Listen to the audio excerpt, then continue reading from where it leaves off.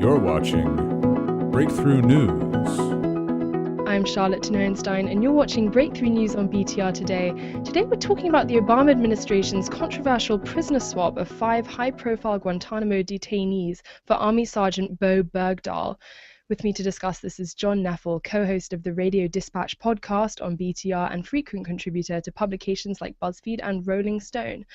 So, John, this has obviously blown into a huge controversy, and I feel like at this point it's sort of boiled down into, on the one hand, people saying this is appalling because the Obama administration is negotiating with terrorists, and then the other side is absolutely no soldier left behind. What's being missed in this conversation in between those two poles? Yeah, so I think that that's absolutely right, the way that this is playing out. And I think that there are some legitimate concerns about how the Obama administration went forward. The idea of negotiating with terrorists being some appalling act is not one of them. For one thing, the Taliban are not listed by the U.S. State Department as a terrorist group, so just as a matter of fact, that's an incorrect assertion. Also, prisoner swaps are common. They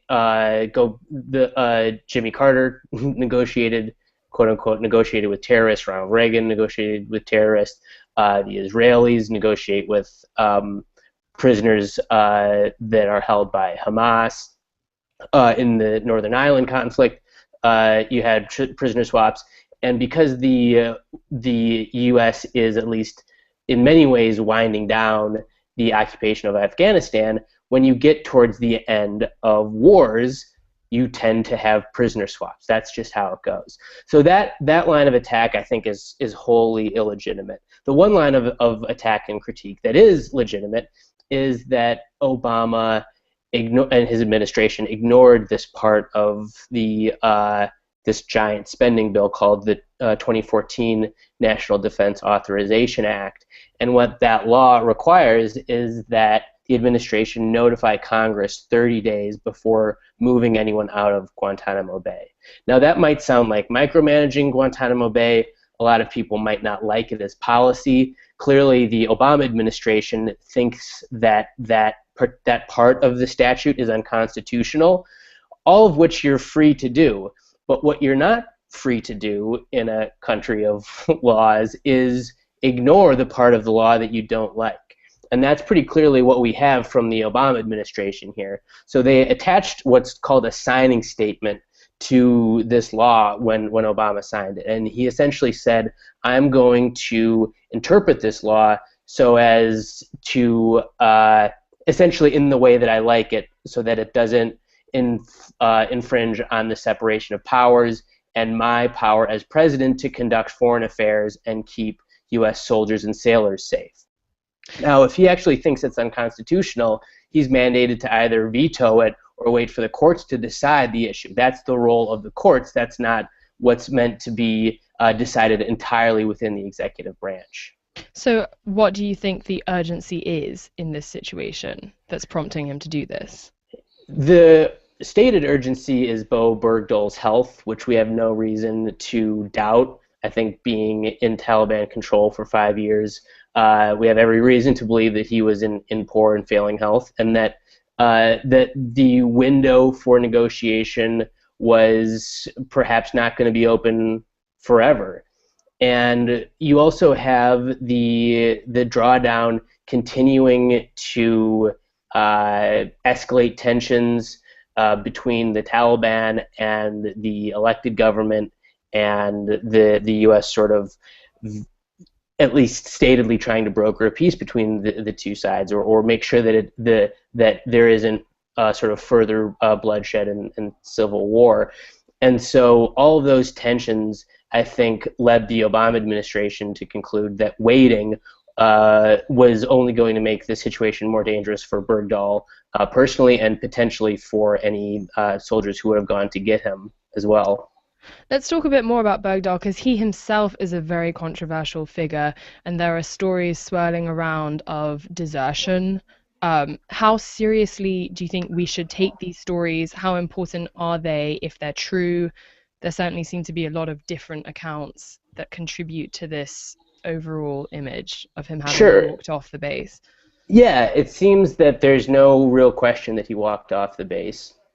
The report that the late Michael Hastings filed for Rolling Stone called America's Last Prisoner of War, the claims in it that have never been disputed, and the situation that Hastings laid out is pretty clear, that Bergdahl grew up a young man looking for adventure. He joined the military. He was incredibly disillusioned by it. His emails to his parents before he walked off the base show a man suffering under incredible amounts of stress and incredible amounts of disillusionment with the American occupation. He says that he's ashamed to be an American.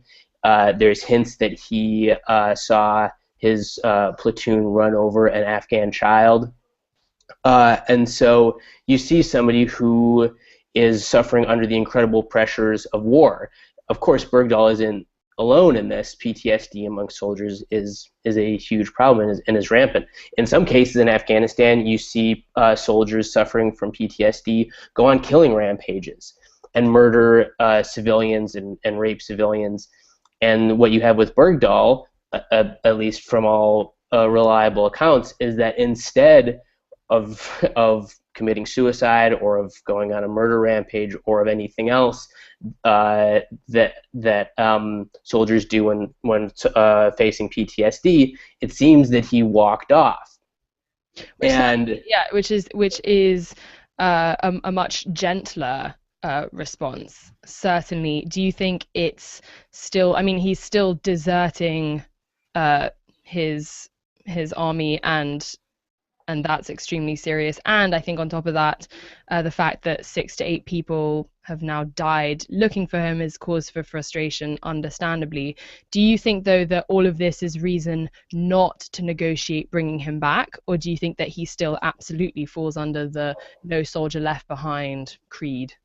Yeah, well, I think that the country absolutely was right to try to get him back. It's absurd to think otherwise, and I think it's fundamentally disingenuous. I also think that what the Pentagon highest up officials are saying is a pretty good point, where they say, look, once he's healthy, we'll figure out exactly what happened, and if there are charges to bring under the UCMJ, we'll bring them. And if he's found guilty and his 5 years being held as a Taliban POW isn't mitigating enough in the eyes of a jury of his peers, a military panel, then he will face additional punishment. My strong suspicion is that any trial where anyone talked about being a Taliban POW for 5 years, it's hard to imagine anyone looking at that and saying that's not punishment enough. But it's absolutely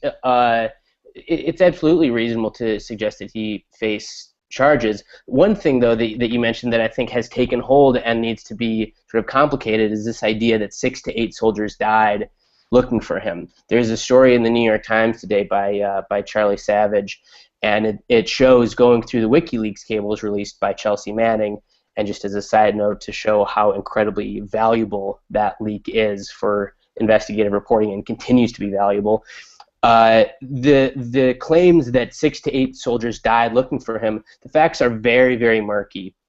They don't play out nearly as cleanly as, for instance, a piece in the Daily Beast sort of laid them out. There's another story on Medium by somebody who writes a column called "War is Boring," and he says, look, this trying to look at one event in a war and saying 6 people died from it is ridiculous. War is this unfeeling, unrelenting machine that grinds some people up, some live, others die, and to try to pin all of that on one person is simply incorrect. And so I think that it's important that when we get these very clear-cut statements that 6 to 8 people died because of Bergdahl, we really question what's at play there, and we actually look at whether or not those stand up to close inspection. And certainly, if you are committed to getting back a prisoner of war, then your only other option to negotiating is to send in more armed forces to try and forcibly take him, which would put more lives on the line. So that maybe brings us back round to the sense that maybe negotiation, if we're committed to getting him back, was the preferable route. We're going to have to take a break. We'll be right back in a moment after a brief excerpt from this week's episode of Serious Business featuring the teenage. We'll be right back.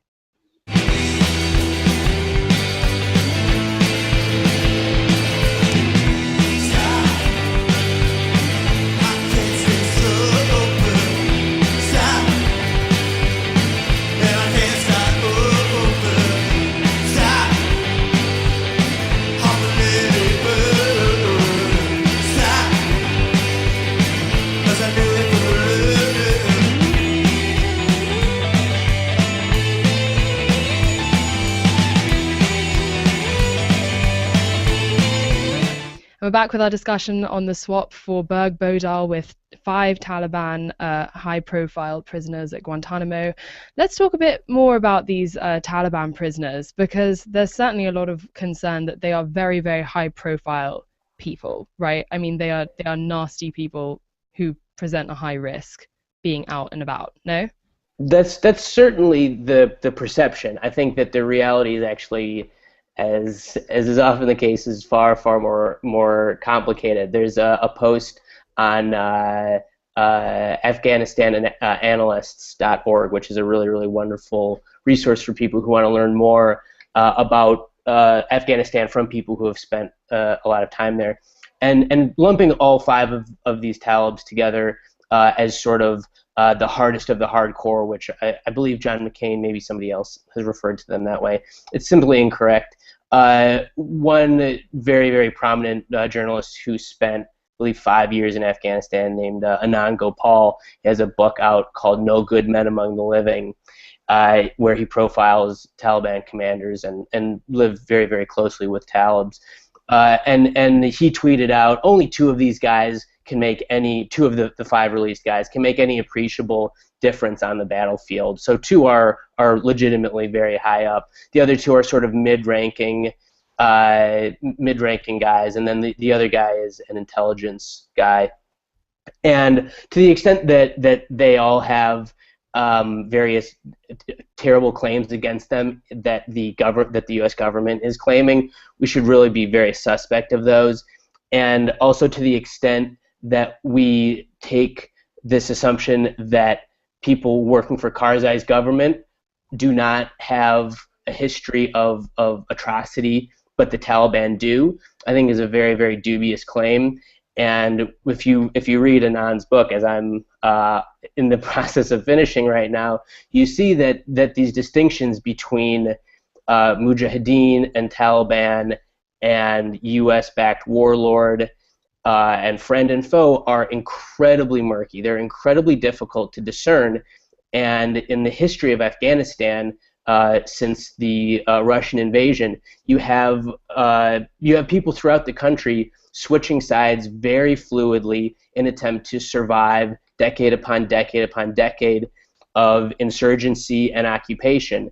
And so I just think that when we think about the Taliban, it's very easy to see them as a cartoon version of they hate women's rights and end of story. They're bad guys. They cut off hands. End of story. And while acknowledging that the Taliban is certainly guilty of horrendous crimes, they are certainly not the only ones, and not every member of the Taliban that the U.S. government says is the worst of the worst actually is.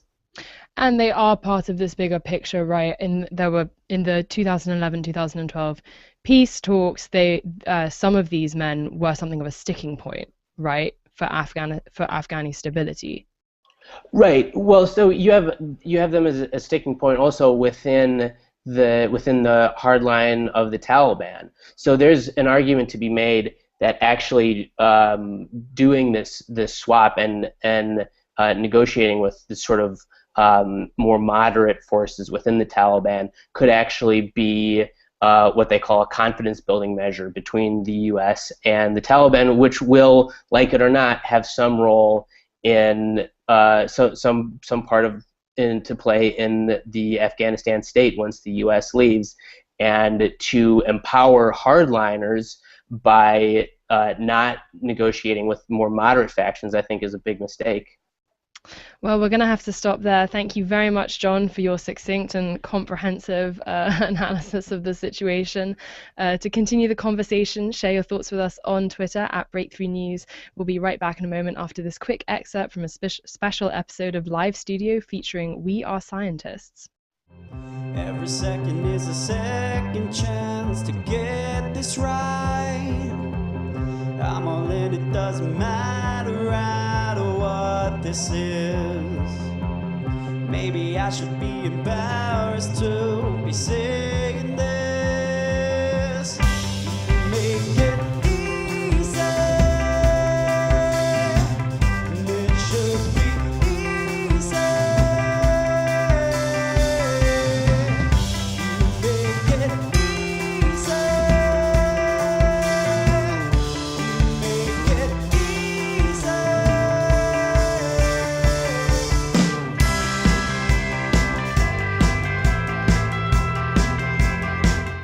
Thank you everyone for tuning in. I'm Charlotte Hohenstein, and this is BreakThru News, an independent news show for the free thinking web.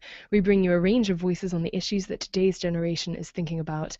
Be sure to check out breakthrough.radio.com through the weekend for our continued You and Me week coverage, including the latest in relationship apps. That's what's breaking through with the news today. Tell us what's breaking through your world on Twitter at BreakThru News. I'm Charlotte Hohenstein, and thank you for joining us.